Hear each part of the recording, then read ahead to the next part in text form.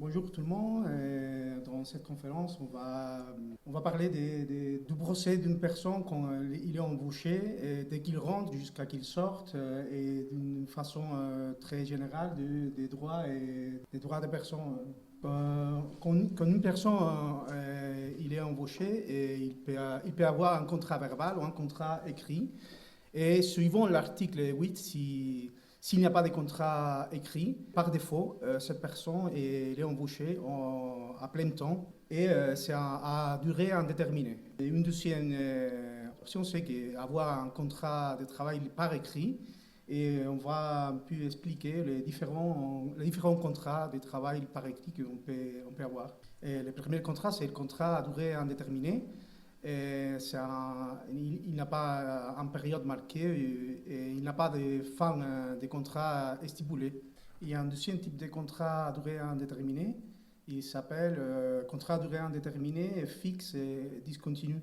Et il s'agit d'un contrat pour des travails où tu as des travails pour une période de l'année qui se répète toutes les années.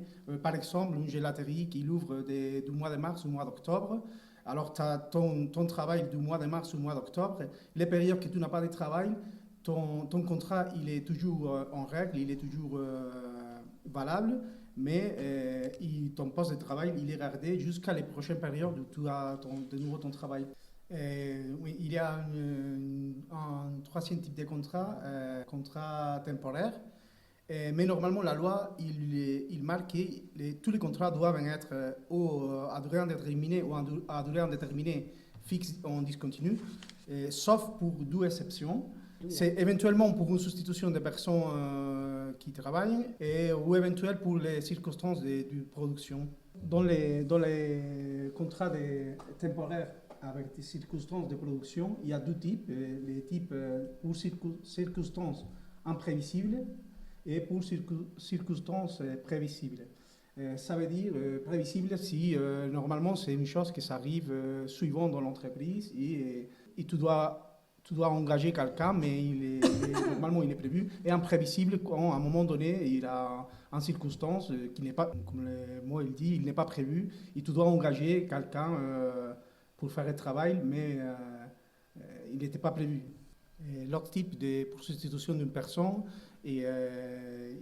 ça peut être pour une personne qui travaille dans l'entreprise, qui tombe malade, il a un congé maladie ou une excédence ou un permis ou quelque chose. On peut engager une personne avec un contrat de travail à durée déterminée ou temporaire. Alors on a les deux types de contrats à durée indéterminée et temporaire ou à durée déterminée. Mais pour les contrats à durée déterminée, il faut bien voir les tâches que tu fais dans ton boulot, parce que s'ils ne sont pas justifiés comme tu fais vraiment, c'est pas des tâches exceptionnelles qui l'ont arrivé à l'entreprise, tu peux montrer que c'est des tâches prévues, normales, ou c'est pas une substitution d'une autre personne comme on a parlé, tu peux vraiment demander avoir ton contrat à durée indéterminée. Les contrats à durée déterminée ou temporaire, il est fraudulent si tu peux vraiment montrer que les tâches que tu fais dans ton travail ne sont pas exceptionnelles et ils ne sont pas. Tu fais les tâches comme les autres et ce n'est pas une situation exceptionnelle qui a provoqué ton engagement. Alors tu peux demander devant un juge d'être engagé avec un contrat à durée indéterminée. Il y a une autre forme de contrat, c'est un contrat en stage. Et dans les contrats en stage, il y a deux types. Contrats en stage en formation en alternance ou en pratique professionnelle. Les premières formations en alternance, il s'agit d'un contrat où tu as des périodes en convivence d'études et de travail comme stagiaire. Alors tu fais les activités en même temps, étudier et travailler. Et le deuxième type de contrat en stage, c'est en pratique professionnelle. Et c'est une fois que tu as fini ta formation, tu commences à travailler avec ben, seulement travailler. Tu ne peux pas alterner les deux activités. Et tu as le droit d'avoir au minimum les salaires minimum interprofessionnels. Et une fois que tu es engagé dans ton travail, même si tu as un contrat de travail verbal ou par écrit, tu as des droits. Toujours, tu as des droits, soit par écrit, soit verbal. Il est bien stipulé dans l'article numéro 8. Oui, et tes droits, ils sont bien stipulés dans la convention normale, ou bien dans la convention collective, ou ici il n'y a pas une convention collective pour un statut de travailleur. Il y a deux types de conventions collectives, une convention sectorielle et une convention par entreprise. Sectorielle, c'est une convention par corps des métiers, par profession. Une convention collective par entreprise, c'est l'entreprise en soi-même qui développe la convention.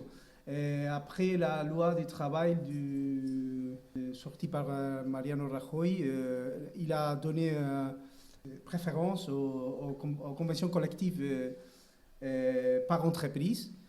Mais avec la nouvelle loi du travail, si il y a une différence entre si les salaires est stipulé dans la convention sectorielle, c'est plus haut, il faut s'attacher au salaire de la convention sectorielle.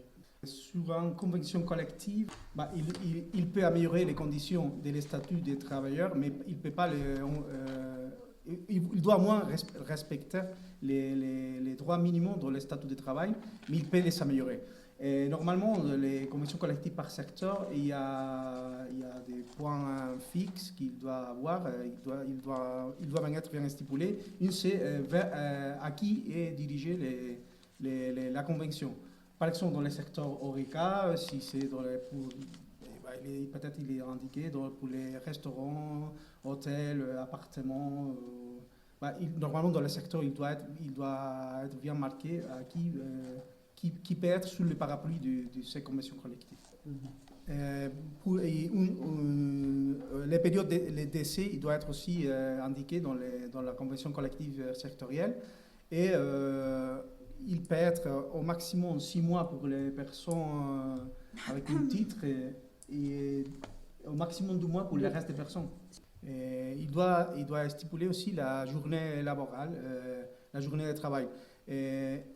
Normalement, pas normalement, il ne peut pas être plus de 40 heures par semaine. Et il peut être, suivant la convention, il peut être meilleur, tu peux avoir moins d'heures par semaine, mais au maximum 40 heures par semaine si tu es engagé à plein temps. Tu peux être aussi engagé à mi-temps ou partiellement par heure. Alors, les statuts des travailleurs, ils stipulent que la journée irrégulière des travailleurs, il ne peut pas être plus de 10% de son journée. Ça veut dire les 10% de ces heures de travail, ils ne sont pas fixés. Ils peuvent bouger suivant les patrons, suivant l'entreprise. Mais les statuts des travailleurs, ils se réfèrent à la convention collective il laisse les conventions collectives régler la journée irrégulière et ça peut être 30-40%, ça dépend de la convention. Normalement, les heures supplémentaires, ils doivent être aussi, ils peuvent être heures supplémentaires ou complémentaires. Normalement, les heures supplémentaires doivent être réglées aussi dans la convention collective et ils doivent être mieux payés que les heures les heures complémentaires, ils ont les mêmes valeurs des prix que les heures ordinaires. Alors, aucun travailleur il est obligé de faire des heures complémentaires s'il n'est pas bien stipulé dans son contrat de travail. Et dans les cas, s'il fait des heures complémentaires, on comprend qu'il s'agit des heures supplémentaires, ils doivent être payés comme heures supplémentaires. Une autre chose qui doit stipuler la convention collective, c'est la classification des professions. Avant, c'était classifié par catégorie. Maintenant, il se classifie par groupe de professions. Ça veut dire que... Et normalement, les groupes de professions dans la convention, ils sont fixés les mêmes salaires. Par exemple, dans le secteur Horeca, un serveur ou un maître, il peut avoir les mêmes. S'il appartient au même groupe de professionnels, ils peuvent avoir les mêmes salaires stipulés dans la convention. Et alors, c'est très important, une fois que tu es engagé, de connaître bien la convention collective pour savoir dans quel groupe tu es fixé et pour savoir si vraiment tu reçois les salaires minimaux stipulés dans la convention. Même ton catégorie professionnelle, ton groupe de profession, qui est ton journée laborale, il ne peut même pas être modifié par l'entrepreneur sans ton accord. Les statuts des travailleurs, il permet que l'entrepreneur puisse modifier les conditions de travail, les groupes de travail ou la journée laborale par cause justifiée, économique, technique, de production et d'organisation. Si l'entrepreneur change tes conditions de travail, mais elles sont justifiées, tu as le droit d'arrêter ton contrat de travail avec une indemnité de 20 jours par an travaillé. Oui, 20 jours par an travaillé. Tu as le droit à une indemnité de l'entrepreneur de 20 jours par an travaillé, avec une limite de 9 mensualités. Et si ces changements des conditions de travail sont injustifiés, tu peux les demander devant un juge et il va voir si vraiment sont injustifiés. Et dans ce cas, tu as le droit de garder tes conditions avant les changements. Et dans les statuts des travailleurs, il est bien stipulé tes droits comme pour les congés annuels. Les congés annuels, au minimum, doivent être de 30 jours par an, mais les conventions collectives, ils peuvent l'améliorer. Par exemple, dans les secteurs les cas, tu peux avoir 33 jours par an. Et il est stipulé aussi des jours de repos par semaine. Et au minimum, doit être d'un jour et demi. Et normalement, il se fait les samedis l'après-midi et les dimanches toute la journée, ou les dimanches toute la journée et lundi et les matins. Et normalement, les jours de repos, un jour et demi, ça doit être en continu. Il ne peut pas être coupé. Il est stipulé aussi les jours fériés. Et ici, c'est 14 jours par an. Et si un travailleur doit travailler pendant un jour férié, tu as les droits. Les valeurs d'un jour férié, c'est plus qu'un jour ordinaire. Et normalement, la quantité équivalente, il est stipulé dans les conventions. Il y a des autres jours que tu peux manquer aussi dans ton travail, mais s'ils sont justifiés, c'est les minimums fixés dans les statuts des travailleurs, mais ces conditions ils peuvent être améliorées dans les conventions collectives. Et les premiers droits, c'est 15 jours de congés, 15 jours naturels de congés pour mariage. Tu as le droit de 12 jours de congés pour décès, accident ou maladie grave d'un familier. Oui, c'est quelqu'un de ta famille en deuxième grade. Un jour pour déménagement. Il y a un temps qui n'est pas bien défini, mais s'appelle le temps indispensable pour les travailleurs qui font des fonctions syndicales. Et alors, il est bien stipulé les temps qu'il ont besoin pour développer son fonction syndicale. Il doit être, il est hors travail. Il doit être aussi ils peuvent l'avoir avec son salaire. Les travailleurs, ils ont aussi les droits, tant la femme que l'homme, pour les temps indispensables pour réaliser des examens prénatals et des techniques de préparation pour l'accouchement. Et ils ont aussi les droits d'1 heure jusqu'à les 9 mois pour lactance des enfants. Et ils ont les droits aussi 1 heure par jour si tu as la naissance d'un enfant prématuré et il est hospitalisé. Jusqu'à maintenant, on a vu les cas où on peut manquer dans le travail, mais sans réduction de salaire. Il y a aussi une autre possibilité, c'est la réduction des journées, avec une réduction des salaires proportionnelle. Tu as le droit d'une réduction des journées pour garder tes enfants s'ils ont moins de 12 ans, pour les soins d'un familial direct ou pour si tu es victime d'une des violences violence dans la maison, dans la famille. Et tu as les droits à un congé laboral quand tu vas développer une poste public. Ça, c'est un congé forcé et un congé volontaire. Pour n'importe quel travailleur il peut demander un congé volontaire le temps qu'il soit au moins depuis 4 mois dans l'entreprise.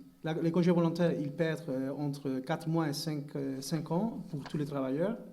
Dans les congés volontaires, tu ne rates pas ton travail, mais tu as les droits de préférence de retourner dans ton poste de travail. Dans les postes qui sont... tu peux retourner s'il y a un poste et tu as la préférence pour retourner dans les postes. Et tu peux demander aussi un congé pour garder tes enfants et il ne peut pas être supérieur à 3 ans. Tu peux aussi les solliciter pour garder ou soigner un familier. Alors, et dans ces deux derniers cas, tu as le droit à garder ton poste de travail, mais juste 1 an. Et, normalement, les salaires ils sont bien fixés dans les conventions collectives. Ils doivent être changés plus souvent, mais normalement, on trouve des conventions collectives où les salaires sont fixés depuis des années. Mais en tout cas, les salaires minimaux, il est fixé dans les statuts des travailleurs. Il ne peut pas être inférieur au salaire stipulé dans les statuts des travailleurs. Et dans la fiche des paiements, la fiche des salaires, tu peux avoir tu reçois les perceptions salariales et extrasalariales. La perception salariale, c'est ton salaire de base. Normalement, il doit être stipulé dans la convention collective et en tout cas, il ne peut pas être moins de celle stipulée dans les statuts des travailleurs. Actuellement, il est à 1 080 € par mois en 14 salaires ou 1 280 € par mois en 12 salaires.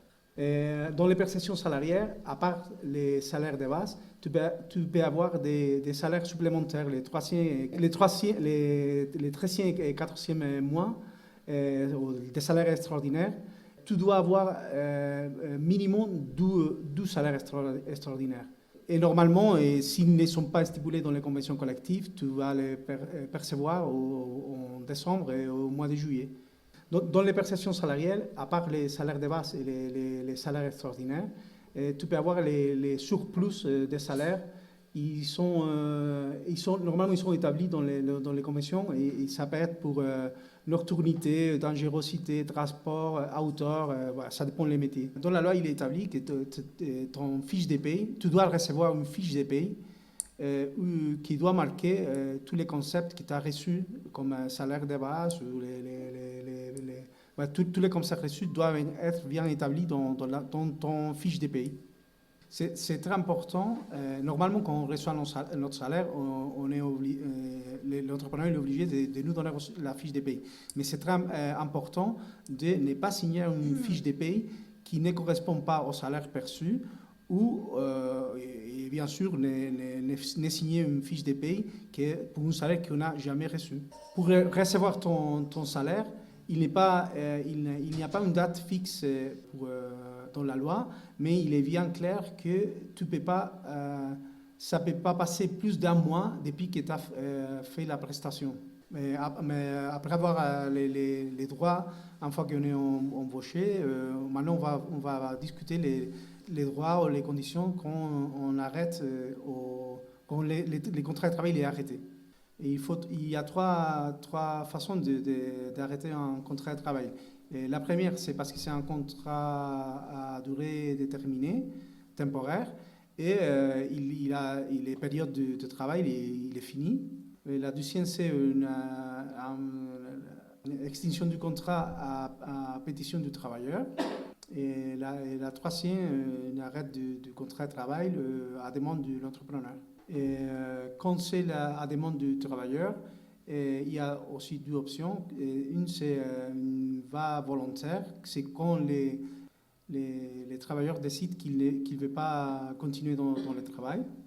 Si tu manques dans ton travail, mais tu n'as pas clairement manifesté ton souhait d'arrêter le travail, même si tu manques dans ton travail quelques jours, l'entrepreneur, il ne peut pas arrêter les cotisations sociales et il ne peut pas arrêter les contrats. Il peut arrêter les contrats pour une question disciplinaire, mais il peut pas, les contrats, il ne peut pas être arrêté comme volontaire par les travailleurs. Et la deuxième option, comme à la demande du travailleur, c'est à cause du changement de tes conditions de travail, et s'ils sont justifiés, tu as le droit d'arrêter ton contrat de travail. Une autre cause pour pouvoir arrêter ton contrat de travail, c'est quand l'entreprise, quand tu ne reçois pas ton salaire, quand tu ne reçois pas ton salaire ou quand tu le reçois, mais avec retard, et ça c'est d'habitude. Tu peux aussi arrêter ton contrat de travail. Et une autre cause pour pouvoir arrêter ton contrat de travail, c'est avec une faute grave de l'entrepreneur. Dans les trois cas, les travailleurs, il y a le droit à une indemnité de travail. Et après, il y a l'arrêt des contrats à la demande de l'entrepreneur. Le premier cas, c'est pour les décès ou la retraite de l'entrepreneur. Et le travailleur, il a un droit à une indemnité, sauf si l'entreprise il est repris par une autre entreprise. Le deuxième cas, c'est pour cause économique, technique, organisative ou de production. Et dans ces quatre cas, les travailleurs ont aussi un droit à une indemnité de 20 jours par an travaillé. Un troisième cas, c'est pour cause objective. C'est bien marqué, c'est inaptitude du travailleur et il manque d'adaptation au travail et aux modifications techniques. Dans les deux cas, les travailleurs, il a le droit à une indemnité. Il a le droit aussi à une indemnité de 20 jours par an travaillé. Tous ces cas qui donnent le droit à une indemnité de travail à la demande pour un arrêt de contrat de travail à la demande de l'entrepreneur, ils doivent être justifiés par l'entrepreneur. Si nous pensons qu'ils ne sont pas justifiés, on peut aller dans la juridiction et faire une demande comme en disant c'est un arrêt des contrats de travail. Et par finaliser, on a l'arrêt des contrats de travail disciplinaire. Et on n'a pas le droit à une indemnité. L'arrêt du contrat disciplinaire, c'est quand les travailleurs il fait des fautes bien stipulées dans la convention collective ou dans les statuts des travailleurs. Normalement, avec les arrêts des contrats de travail vient à la demande de l'entrepreneur ou du travailleur, et ça arrive souvent que c'est des arrêts de contrats nuls. Oui, s'il y a une violation des droits fondamentaux. Si les licenciements, c'était à cause d'une violation des droits fondamentaux, si le licenciement il est à cause d'une violation des droits fondamentaux, tu as le droit de retourner dans ton travail et avoir tes salaires, les salaires que tu n'as pas perçus, les périodes que tu as été hors le travail. Oui, et tu as les licenciements nuls quand les causes techniques de production, d'organisation, ils sont fausses. L'entrepreneur ne peut pas les démontrer. Si les licenciements sont disciplinaires et les faits ne sont pas vrais. Oui, au contraire, les licenciements, n'accomplissent pas oui, en résumé, les licenciements nuls et en précédente, il y a les deux grosses différences. Les licenciements nuls, tu peux retourner dans ton travail et percevoir les salaires que tu n'as pas perçus le temps que tu as été hors ton travail. Et dans les licenciements en précédente, tu ne retournes pas dans ton travail, mais tu as le droit à une indemnité de travail et ça dépend de l'ancienneté dans ton travail. Jusqu'à 2012, tu as le droit à 45 jours par an et à partir de 2012, tu as le droit à 33 jours par an travaillé. comme indemnité. Et si on signe la lettre de licenciement, bien marqué, laissez bien clair dans la lettre non-conformité. Et en deuxième place, chercher avoir du conseil d'un professionnel parce que tu as juste 20 jours pour faire une réclamation. Et en dernier, c'est très important d'avoir des preuves qui montrent que les licenciements étaient nuls ou en précédent. Et maintenant, on va fixer un peu les choses que tu peux faire pour avoir ces preuves avec toi. Oui. Et enregistrer les conversations avec l'entrepreneur depuis les débuts de la relation laborale. Ouvrir un compte email et activer la chronologie. Les entreprises sont obligées d'avoir une fiche avec des horaires et jamais signer une fiche avec moins des heures qui t'a travaillé. Enregistrer l'entrepreneur s'il se fâche avec toi pour que tu ne veux pas signer les fiches des horaires. Par exemple, on peut envoyer des messages via WhatsApp à l'entrepreneur. Si nous sommes en train de travailler dans un horaire hors notre journée laborale, notre horaire, faire des demandes par écrit via WhatsApp ou n'importe notre application pour que l'entrepreneur il nous réponde à ces questions et nous on a la preuve comme quoi on est en train de travailler hors les horaires habituels. Oui, n'importe quelle question, il ne faut pas hésiter d'aller au syndicat pour demander des questions sur les statuts des travailleurs ou la convention collective ou n'importe quoi. Les syndicats ils sont toujours là pour nous aider. On va discuter sur les droits des étrangers avant de solliciter la résidence fixe.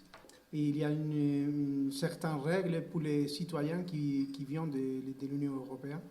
Et un autre régime, c'est le régime général qui est fixé c'est pour les personnes qui proviennent de pays hors l'Union européenne. La façon d'entrer au pays, une première façon d'entrer, c'est si tu vas dans ton pays d'origine, au consulat espagnol, et tu fais une demande d'un visado pour entrer en Espagne. Il y a des pays hors l'Union européenne qui n'ont pas tu n'as pas besoin de faire une demande d'un visado dans les consulats. Il y a une liste bien claire et la plupart des pays, c'est des pays d'Amérique latine. Si tu viens d'un pays qui est compris dans la liste, par exemple l'Argentine ou le Pérou ou la Chili, et tu peux venir en Espagne et tu es en situation régulière pendant 3 mois. C'est différent si tu veux venir en Espagne pour travailler. Et dans ce cas, tu dois faire une demande dans ton pays d'origine au consulat d'Espagne pour un visa de travail. Dans tous les cas, si tu veux venir en Espagne à travailler, n'importe si tu es dans la liste ou pas, tu dois aller dans les consulats d'Espagne dans ton pays d'origine pour faire une demande d'un visa de travail. Il y a 2 cas pour travailler pour quelqu'un, pour un entrepreneur, ou pour travailler pour toi-même. Si c'est le cas que tu viens pour travailler pour quelqu'un, pour un entrepreneur, l'entrepreneur il doit faire une demande de ton autorisation de travail avant que tu fais la demande au consulat d'Espagne dans ton pays d'origine. Si. L'entrepreneur qui doit faire la demande dans les consulats pour que tu puisses venir travailler ici. Avec la demande, il doit ajouter une offre de contrat de travail à durée indéterminée. Et en plus, il faut que tu sois dans un catalogue de professions et c'est un catalogue qui est publié tous les 3 mois. Et qu'il montre les professions qui ne sont pas faciles à couvrir, qu'il manque de travailleurs, de professionnels dans ce secteur. C'est une BIA presque...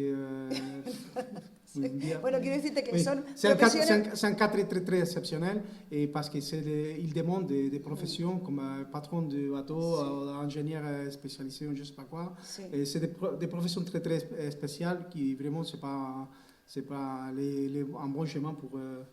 Oui, un autre chemin, c'est l'entrepreneur, il se dirige vers un pôle d'emploi et dans la liste des demandeurs d'emploi, ces professions, il n'est pas demandé, il n'y a pas de chômeurs qui demandent ce type de travail. Ça c'est la vie pour un travail régulier. Et par exemple, avant il pouvait faire une demande au Maroc pour une demande des bergers. Mais maintenant, par exemple, ici en Espagne, c'est très compliqué parce il y a des écoles de bergers partout et ils ne nécessitent plus cette possibilité. Et ça, c'est les vies légales, pour un travail régulier. Et maintenant, on va expliquer les autres vies. Et une fois que l'entrepreneur il fait la demande au consulat, oui, c'est l'entrepreneur qui doit faire la demande à l'office d'étrangérie et une fois qu'il est autorisé, c'est les travailleurs qui peuvent faire la demande dans les consulats d'origine. Et une autre possibilité pour rentrer en Espagne, c'est avec les visas pour étudiants. Dans ce cas, pour un visa d'étudiant, tu dois montrer que tu es inscrit dans un centre public, que tu as les moyens économiques et que tu es en résidence dans les pays et une assurance médicale pour les périodes que tu vas rester en Espagne. Mais il faut faire une acclaration. Quand tu viens avec une visa d'étudiant, c'est un séjour. Et ce séjour, il ne compte pas pour les temps que tu dois avoir pour faire la demande de la nationalité espagnole. Mais par contre, si tu viens avec une visa de travail, les temps que tu restes dans les pays, ces temps, ils comptent pour faire ta demande de nationalité espagnole. Et si tu veux venir comme travailleur indépendant, dans ce cas, d'abord tu fais la demande dans les consulats espagnols dans ton pays d'origine et une fois que la demande il est acceptée, tu peux venir en Espagne et tu as un mois pour t'établir comme professionnel indépendant. La première autorisation de travail que tu obtiens, c'est pour une période d'1 an. Et après la nouvelle loi sortie la rénovation de l'autorisation de travail, il s'est fait pour 4 ans.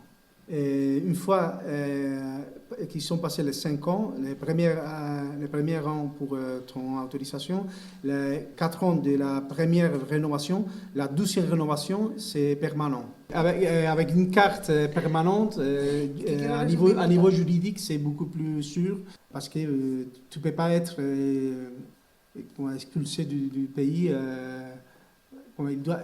Si tu as une autorisation provisoire d'1 an ou renouvelée de 4 ans, mais en tout cas provisoire, si tu fais une infraction, les pays peuvent ouvrir un expédient et si tu es puni pour plus d'1 an, si tu as une punition de plus d'1 an, tu peux être expulsé. Ouais. Si tu as une autorisation permanente, et tu fais une infraction pour laquelle tu es puni plus d'1 an, à part ça, il doit être prouvé que tu es un danger pour l'ordre public et la sécurité publique. Et c'est quand tu as encore l'autorisation provisoire et tu fais ta demande pour les renouveler, pour une autorisation permanente, si tu as des infractions qui sont enregistrées, par exemple, conduire sous l'effet de l'alcool, et maintenant, comme ils sont très sévères avec les infractions, et tu as le risque de ne pas avoir ton autorisation permanente.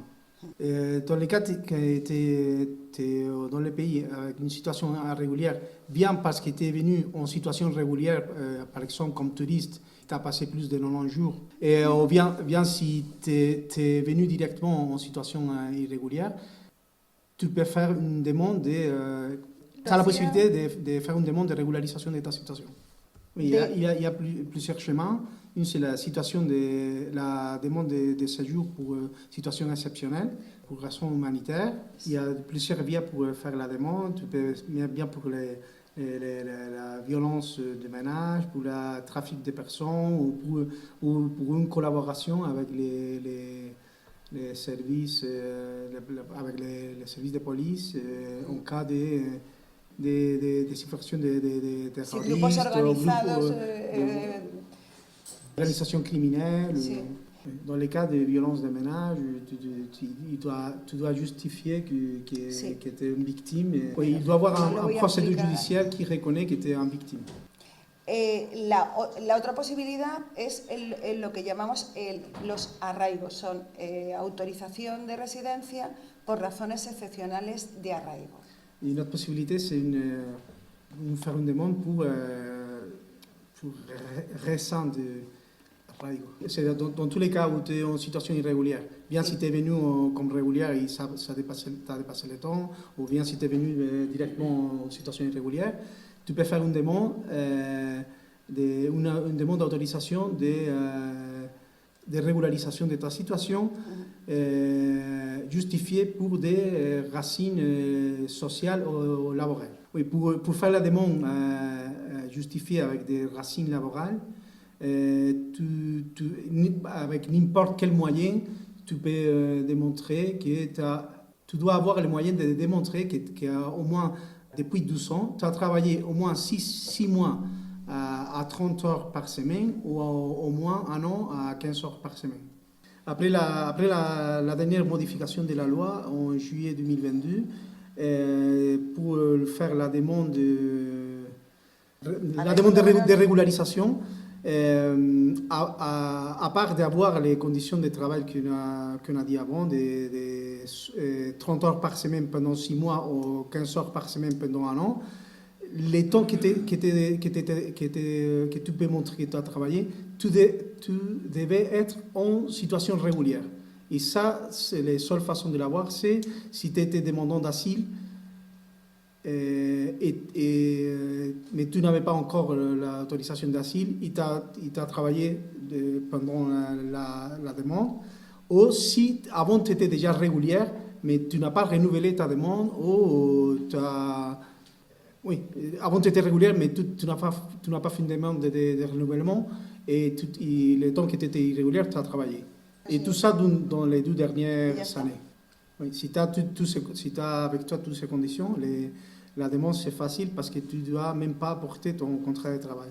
Et tu dois toujours apporter ton casier judiciaire. L'autre via pour Rassin, c'est les raisons sociales. Pour faire une demande d'autorisation, de régularisation de ta situation irrégulière. Et dans ce cas, tu dois avoir séjourné en Espagne au moins 3 ans de façon continuée. Et il faut apporter un rapport de la commune qui montre comme quoi tu as séjourné au moins les 300. Et il est conseillable d'avoir aussi des preuves comme quoi tu as fait un cours, une formation, un volontariat, ou des cours de langue, ou quelque chose qui prouve que tu viens séjourner les 3 dernières années. Ces cours de formation, ils peuvent être reçus dans la Croix-Rouge, dans les organisations d'accueil, les syndicats ou n'importe quelle organisation gouvernementale, non gouvernementale qui te peut prouver que tu as fait une formation. Et en plus, tu dois apporter une offre de contrat de travail pour une durée minimale d'1 an et une journée de 30 heures par semaine minimum. Un contrat à durée indéterminée. Et tu dois prouver aussi que l'entrepreneur il a une solvance économique qu'il peut supporter ta charge salariale. Ça dépend des types d'entreprise. Si c'est un indépendant ou une grande entreprise, ils peuvent demander les revenus, l'impôt des revenus pour les personnes physiques ou les licences d'activité. Ça dépend des types d'entreprises. Et oui, tous les preuves, tous les documents que tu apportes pour une demande des racines, doivent être légalisés. Oui, doivent être légalisés dans les pays d'origine, doivent être apostillés. Si les pays il est inscrit dans la Convention de l'Haye. Dans ces documents, Si no si pertenece a les la pays Haya. n'appartiennent pas à la Convention de l'Haye, les documents, pour légaliser les documents, doivent être apostillés par les ministères en question du pays d'origine, par les ministères d'extérieur du pays d'origine et par les consulats d'Espagne dans le pays d'origine. Une fois que tu es en situation régulière, tu as la possibilité de faire une regroupation du ménage. Tu peux faire une regroupation avec tes enfants qui ont moins de 18 ans. Tu peux regrouper tes parents plus âgés de 65 ans. Et tu peux aussi ta couple. Dans ces cas, tu dois montrer qu'ils sont dépendants économiquement de ton salaire. Et tu dois prouver qu'au moins, par exemple, avec des envois d'argent, que tu soutiens ta famille dans ton pays d'origine avec tes revenus. Pour faire une regroupation familiale, pour chaque personne que tu dois regrouper, tu dois prouver que tu as un pouvoir économique au moins, pour chaque personne, d'un surplus de 50% sur l'IPREM. L'IPREM actuel, si l'IPREM actuel c'est 600 €, tu dois prouver que tu dois justifier que tu as un salaire au minimum de 900 € pour une première personne, pour regrouper une première personne. Ça veut dire que si tu veux regrouper deux personnes, tu dois avoir 1200 €. Tu dois prouver que tu peux gagner au moins 1200 €. Pour chaque personne en plus, c'est un 50% de liberté. Juste dans les cas de regroupation des enfants de moins de 18 ans ou des enfants handicapés, il peut être suffisant avec les salaires l'IPREM sont en surplus. Dans les cas de regroupation des enfants de moins de 18 ans et des enfants handicapés, et la quantité de référence, ce n'est pas l'IPREM, c'est les revenus minimums Sí, que están en cuánto? vital. Une fois que tu as fait ta demande dans l'office des étrangers ici en Espagne, et la demande il a été acceptée, tu peux envoyer l'acceptation de cette demande dans ton pays d'origine et dans les consulats d'Espagne dans ton pays d'origine. Dans les périodes d'un mois, tu peux solliciter ton visa. C'est très important, une fois que tu es en Espagne, n'importe si tu es venu en situation régulière ou irrégulière, de faire une demande dans la commune, d'une inscription dans la commune. Et les communes sont obligées de te faire un acte d'inscription dans la commune. Oui, c'est très important de remarquer aussi que toutes les personnes qui sont en Espagne, n'importe son situation, ils ont le droit d'une assistance sanitaire. Oui. Et pour avoir la nationalité espagnole, c'est très important de n'avoir pas que ton casier judiciaire soit blanc, qu'au moins tu sois en Espagne depuis un an, dans le cas que tu es le couple pour avoir la nationalité espagnole. Si tu es le couple en espagnol, tu dois avoir au moins un an de résidence en Espagne. Si tu es né en Espagne, au moins un an de résidence pour avoir la nationalité. Avec la plupart des pays d'Amérique latine, Portugal et Andorra, tu as besoin d'au moins 12 ans de résidence régulière en Espagne pour la demande de nationalité. Et pour n'importe quel autre pays, tu as besoin au minimum de 10 ans de résidence. Si tu as une ordre d'expulsion pour une situation irrégulière, mais tu fais une demande de régularisation de ta situation pour raison laborale ou sociale,